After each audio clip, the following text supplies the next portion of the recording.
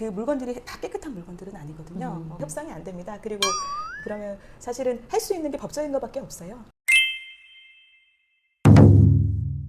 요즘에 변호사님 일반인들도 경매 시장에 많이 참여하고 있습니다.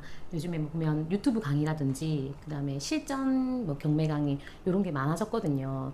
그래서 저는 경매를 하는 사람 입장에서 바라봤을 때 저도 많이 조심스러워요. 항상 왜냐면 법적인 부분이라서. 그리고 경매 법정에 들어갈 때마다 그래도 법정이란 것 때문에 약간의 이제 압박 같은 것도 느껴지거든요. 법조인으로서 바라보시는 경매 시장에 일반인들이 조금 지식을 가지고 들어오는 경우에 어떻게 생각하시는지 사실 궁금해요. 네.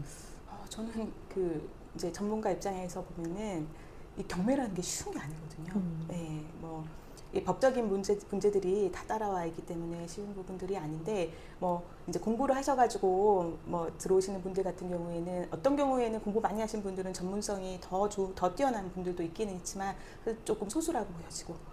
일반적으로는 내가 살 집 조금 더 싸게 사겠다 뭐 약간 이런 계획하에 경매에 뛰어드는 경우들이 있으신데 그런 경우에 좀 조심스러운 게 그 물건들이 다 깨끗한 물건들은 아니거든요. 경매를 통해서 깨끗하게 사겠다 이런 목적이 있으셔서 그러시는지는 모르겠는데 뭐 예상치 못한 무슨 그런 관리비라든지 뭐 인수되는 그런 권리에 대해서 분석을 잘못했다든지 이런 부분들이 생기는 문제들이 있을 수 있기 때문에 제 생각에는 적어도 한두 번 정도는 그 전문가 도움을 받아보시는 게 맞다고 저는 생각을 합니다. 분쟁 관련해서 좀 의뢰인 분들이 많으신가요, 요즘에도? 부동산 관련해 가지고는 뭐 지속적으로 계속 많습니다. 예. 사실 이게 저는 부동산을 전문적으로 하는 사람이고 그래서 요즘에 경기가 많이 안 좋다는 분들도 많지만 또 역으로 이번이 기회다라는 분도 많거든요. 부산 같은 경우에는 그런 경우에 지금 많이 분쟁이라기보다는 이제 의견 차가 좀 많은 경우가 많아요. 지금 주변에서 변호사 입장에서 바라보시는 부동산 시장 그리고 부동산 분쟁을 지켜보면서 이제 대변을 많이 하시잖아요. 어떻게 바라보고 계시는지 궁금합니다. 부동산 분쟁은 진짜 부동산 시장 경기 같은 경우는 이게 뭐 누구도 알 수 없다 뭐 이런 얘기들을 하기는 하는데 뭐 한동안 아주 경기가 좋았죠. 2021년 뭐 2023년까지는 아주 경기 좋다가 지금은 그 정도 아니고 침체기 좀 겪었다가 근데 요즘 뭐 다시 또 조금 살아난다고 그 얘기들을 하고 특히나 뭐 인기 많은 지역 예, 뭐 아시죠? 예, 그 인기 많은 지역 해수동이죠.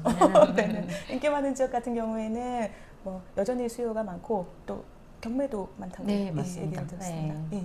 오늘도 104%를 이제 육박하면서 W.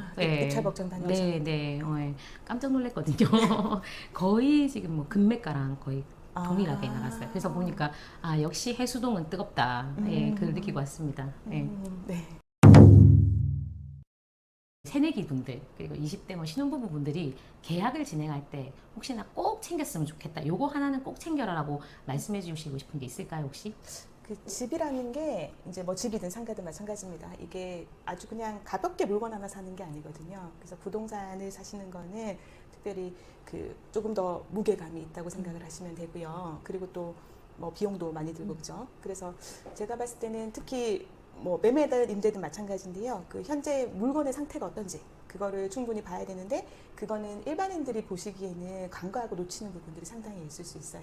그래서 중개 물건에 대한 설명을 잘해주실 수 있는 중개사님 통해 가지고 그 물건의 설명을 듣고 사는 게 더 안전하다고 보여지고 그리고 또 한 가지는 아까 매매 계약도 계약서를 쓰는 거란 말이에요. 그래서 계약서 작성 부분 그리고 또 이제 등기부등본이라고 해서 그 물건에 대한 내용들이 쭉 나와 있는 게 있어요. 그런데 그거를 처음에 사시는 분들은 등기부등본이 뭔지도 모르시는 분들이 있습니다. 그래서 뭐 그거 어떻게 열어봐요 이렇게 물어보는 분들도 있단 말이에요. 그래서 그런 부분들도 공인중개사를 통해서 하시는 경우에는 뭐 계약서 쓰는 부분이라든지 아니면은 그 물건에 대해서 등기부등본을 통해서 물건을 확인해 주시는 부분까지도 다 해결이 되기 때문에요. 저는 처음에 물건 사시는 분들은 특히나 그냥 중개비 아끼지 마시고 공인중개사 통해서 사시는 게 맞다고 생각을 합니다. 부동산 요즘에 분쟁, 의뢰인 어떤 문제가 좀 많이 들어오나요, 혹시?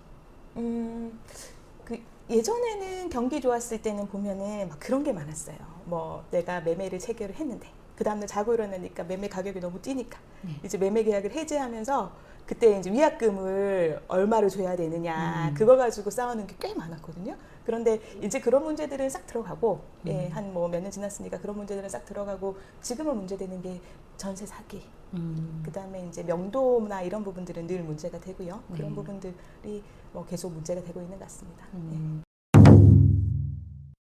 명도 같은 경우에 명도 협상이 되지 않으면 이제 보통 강제 집행을 하고 강제 집행 갔을 때 문제가 되면 명도 소송까지 가지 않습니까? 사실은 이렇게 명도 소송까지 갔을 때 그런 부분이 조금 발생하는 게 잦을까요? 그 보면은 협상이 잘 안 된다는 게 예, 그쵸. 포인트예요. 네. 그 협상이 안 됩니다. 그리고 보면 그 이제 집주인 입장에서는 보면 당연히 이거는 자기가 받아야 되는 부분 권리들인데 그 또 나가시는 입장에서는 안 비켜준단 말이에요. 그러면 사실은 할 수 있는 게 법적인 것밖에 없어요. 그래서 그때는 뭐 이래저래 고민하고 하지 말고 빨리 변호사 찾아와가지고 예, 명도소송 상담받고 소송 진행하시는 게 제일 빠릅니다. 보통 솔직하게 말씀드리면 명도 소송에 대한 비용을 좀 겁을 내시는 경우도 많아요. 근데 사람이 다 그렇지 않습니까? 경매로 내가 싸게 사기 위해서 했지만 명도 소송 비용에 대해서 조금 부담스러워하는 경우도 있거든요. 조금 알려주실 수 있을까요? 대략 일반 뭐 수임하고 크게 차이가 없나요? 일반 수임하고 그 보통? 명도소송은 일단은 소송 진행하고 그다음에 네. 집행 부분이 별도로 또 들어가야 돼가지고 네. 뭐 그런 부분들에서 약간의 이중적인 비용들이 있어요. 그래서 뭐 그런 부분들에 대해서는 소장님 소개로 그거는 아니고 네. 뭐 예, 비용 부분들은 사실 저희들이 말씀드리기는 조금 어려운데 네. 일반 다른 소송에 비해서 아주 과도한 비용 받는 건 아니다. 예, 네. 그렇게 생각하시면 됩니다. 네. 예.